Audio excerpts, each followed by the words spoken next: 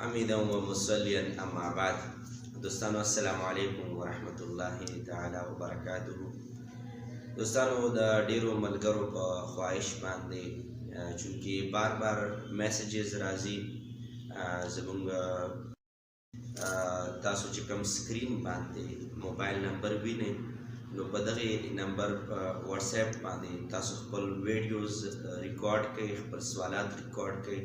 تاسو چې څه قسمه دینی رهنمایي حاصلول غواړئ تاسو ویډیوز ریکارډ کړئ، تاسو موږ ته د واتس اپ په لاره باندې موږ ته خپل ویډیوز راسینډ کړئ او ورسره زموږ چې کوم آفیشیل پیج د فیسبوک دی د هغې په میسنجر باندې هم تاسو خپل ویډیوز راسینډ کولی شئ او همدغه شان دی زما چې کوم خپل پرسنل فیسبوک آی ډي ده مفتی اکرام جنیدی د هغې میسنجر باندې هم تاسو خپل ویډیوز راسینډ کولی شئ. په ویډیوز کې تاسو خپل کم قسم دینی رهنمایي حاصلول غواړئ نو په هغې کې تاسو موږ سره شریک کولی شئ خپل سوالات د ویډیو په صورت کې او اسانه په طریقې باندې چې کوم واتس اپ نمبر تاسو وینئ په دې نمبر باندې تاسو اسانه باندې خپل ویډیوز موږ سره شریک کړئ.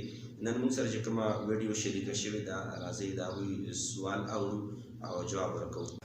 السلام علیکم ورحمت الله وبرکاته. مفتی صاحب تاسو ښه جوړې؟ زما نوم دی محمد بلال جیلانی.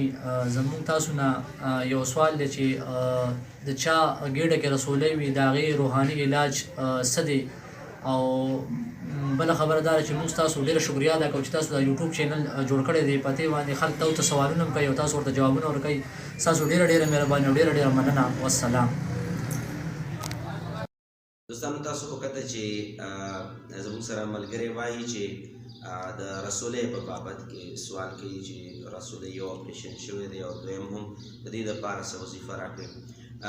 دوستانو چې کوم د رب العالمین اسماء حسنا دي، اسماء حسنا یعنې یو کم سل نومونه زموږ پښتانه ملګري ورته وایي یو کم سل نومونه د الله تبارک تعالی نومونه دا به روزانه چې د چا رسولۍ کا د غوښې رسولۍ وي او که چا د اوبو رسولۍ وي د زنانو نو هغوی د یو کم سل نومونو تلاوت روزانه کوي، په اوبو باندې چوف کوي او څکي دي.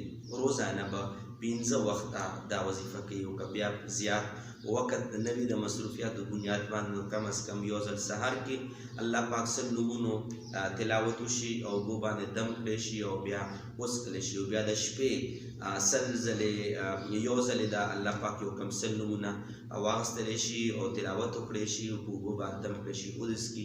رب العالمین به د هر قسمه رسولۍ نه نجات ورکړي. الله پاک د ټولو مریضانو ته صحت ورکړي. آمین یا رب العالمین.